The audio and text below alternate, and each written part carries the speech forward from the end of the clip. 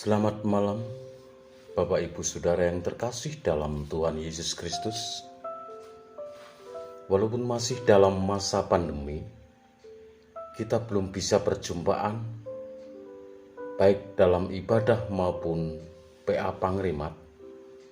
Tetapi malam ini marilah kita bersama merenungkan firman Tuhan dalam bentuk virtual PA Pangrimat.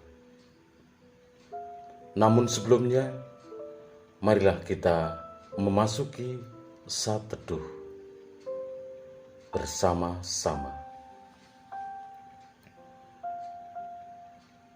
Selamat malam Tuhan, puji syukur kami panjatkan kehadirat-Mu.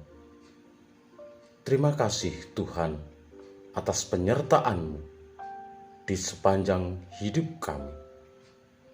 Saat ini kami hendak bersama-sama mendengarkan firman Tuhan.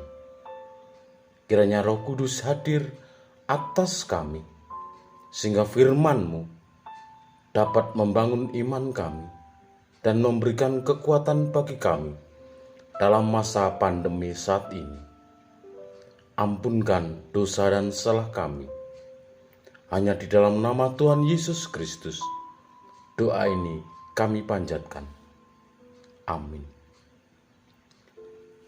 Bapak, Ibu, dan Saudara yang terkasih dalam Tuhan Yesus Kristus.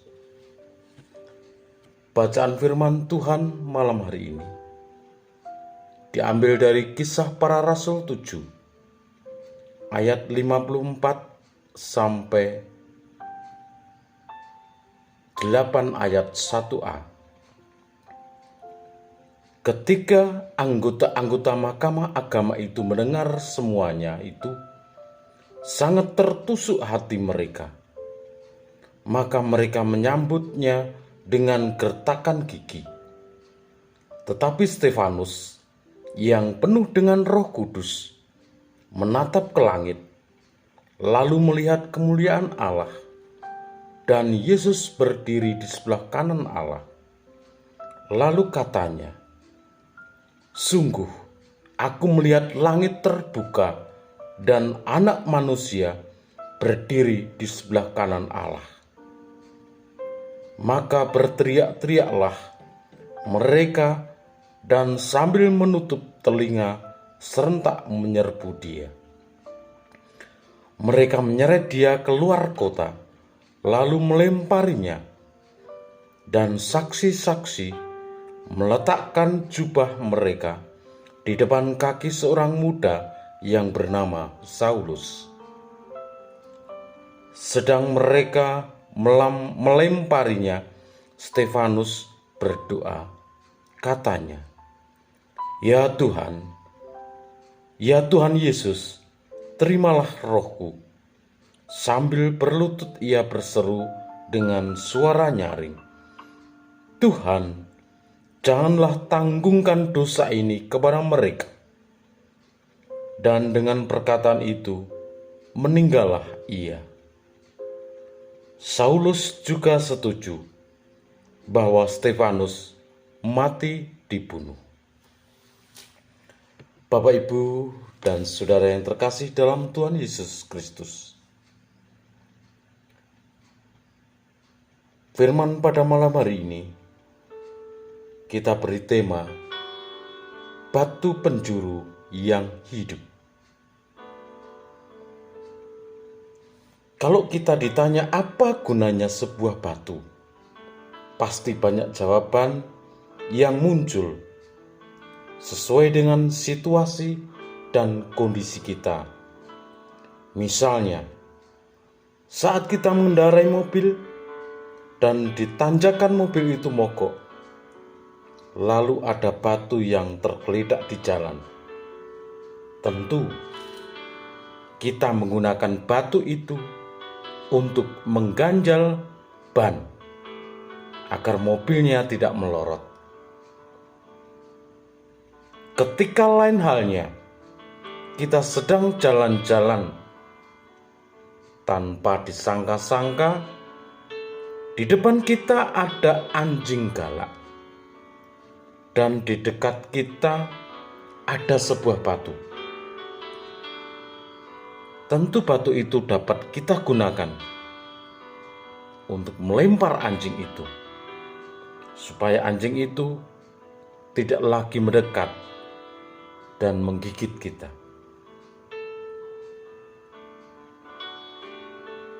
Bapak Ibu yang terkasih dalam Tuhan Yesus Kristus, melalui Kisah Para Rasul 7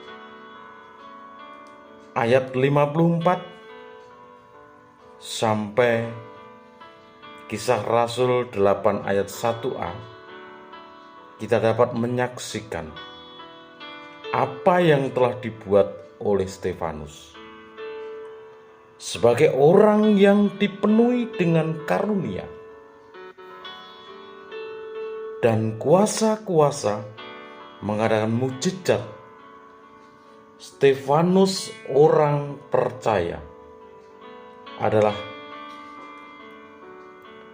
mukjizat. Stefanus melakukan amanat Tuhan, menyerukan suara kenabian dengan mengatakan bahwa kerajaan Allah yang telah lama dinantikan sudah datang di dalam Tuhan Yesus Kristus. Apabila bangsa Israel mau bertobat dan menerima Tuhan, pemulihan akan segera terjadi. Nampaknya keberanian Stefanus ini membuat kelompok yang menamakan jemaat orang Libertini gusar. Mereka ingin menyanggah pernyataan itu.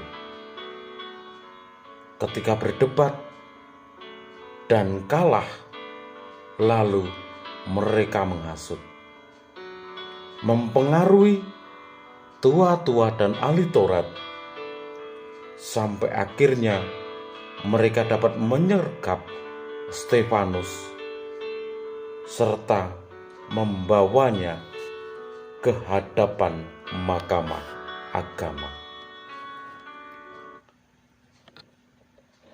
Di hadapan mahkamah agama, Stefanus kembali memperingatkan bahwa bangsa Israel menolak kesaksian Roh Allah dengan cara menyalibkan Tuhan Yesus sebagai anak Allah dan menolak Roh Kudus yang baru saja ia beritakan. Peringatan yang sedemikian keras membuat hati mereka tertusuk dengan kemarahan. Akhirnya mereka secara sengaja membunuh Stefanus dengan menggunakan hukum yang berlaku saat itu. Saudara-saudara yang terkasih dalam Tuhan, belajar dari pengalaman Stefanus ini ternyata tidak mudah menjadi batu-batu yang hidup. Memang mungkin kita tidak akan mengalami kejadian yang sama persis seperti Stefanus. Namun dalam sisi lain, kita akan mendapat perlakuan yang tidak menyenangkan. Misalnya disingkirkan dari lingkungan, dicela, bahkan diperlakukan tidak adil. Itu adalah konsekuensi yang harus diterima. Ada banyak tantangan dan bahkan ancaman menjadi orang Kristen ketika menyaksikan perbuatan-perbuatan Allah yang besar. seperti yang juga terjadi dalam diri Stefanus. Ia merupakan satu di antara 7 orang yang dipilih para rasul untuk melayani orang-orang miskin. Kisah para rasul mencatat bahwa Stefanus merupakan seorang yang penuh iman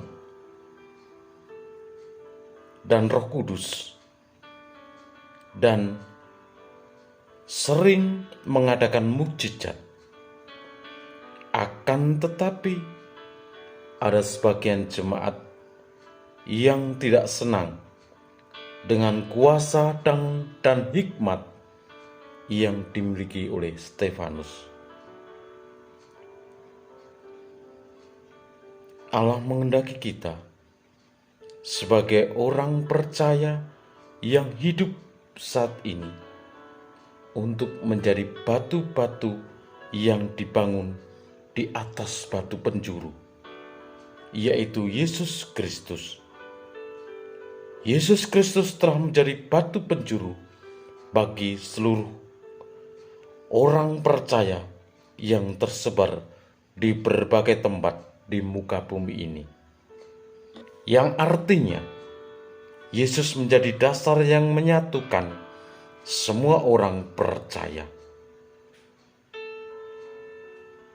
Tugas kita sebagai orang percaya adalah menjadi batu hidup yang hidupnya berkenan kepada Allah.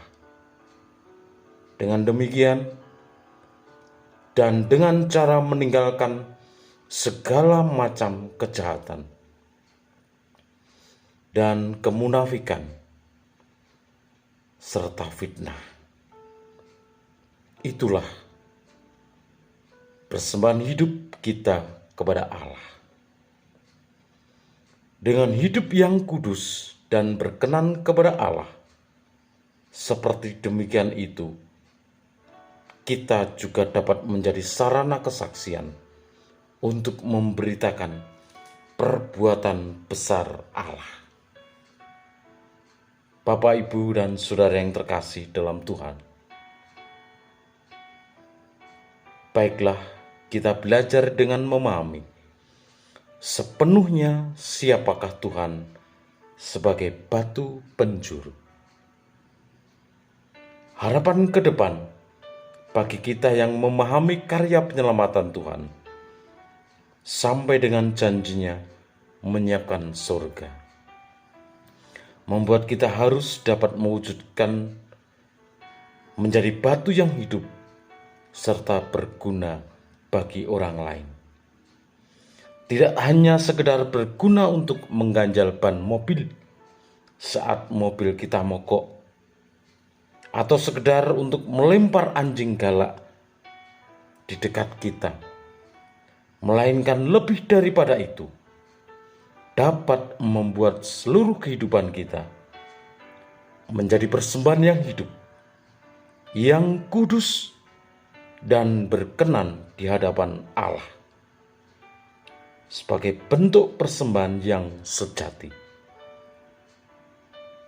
Amatlah disayangkan bila Tuhan telah melunasi hutang kita, tetapi kita justru menjadi batu sandungan bagi orang lain. Oleh karena itu, kita sebagai umat tebusan dari Tuhan Yesus hendaknya menampakkan sikap kita sebagai batu penjuru yang hidup, yang bisa menjadi saksi Tuhan di dunia, baik di tengah keluarga kita masing-masing, di tengah lingkungan masyarakat kita, bangsa dan negara, terlebih juga kepada jemaat Tuhan. Marilah kita menjadi batu penjuru yang hidup untuk menyatakan kesaksian kita di tengah dunia ini. Amin. Marilah kita berdoa. Bapa, terima kasih karena Engkau adalah Allah yang setia. Kami percaya penjagaan dan penyertaan-Mu nyata atas kami. Berikan kami kekuatan, ya Tuhan, supaya kami tetap menjaga hidup kami berkenan dan dekat dengan-Mu. Dan mampukan kami untuk menjadi batu penjuru yang hidup, yang bisa menjadi saksi Tuhan di dunia ini, baik di tengah keluarga kami, di lingkungan masyarakat kami, bangsa dan negara, terlebih kepada jemaat Tuhan, sehingga kasih setia Tuhan senantiasa kami rasakan dalam setiap kehidupan kami.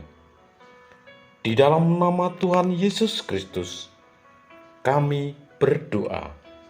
Amin.